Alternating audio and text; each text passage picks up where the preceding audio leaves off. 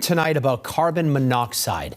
Newport, Rhode Island police say a Salve Regina University student actually died while trying to charge his cell phone inside of his car. The problem here is that his exhaust pipe was buried in the snow and the carbon monoxide built up in the car, killing that young man. And 4 people were taken to the hospital with carbon monoxide poisoning in Situate because their generator was not properly placed. The fire department says you should always make sure that generators are at least 20 to 25 feet away from your home and that your car's exhaust pipe is clear of any obstructions.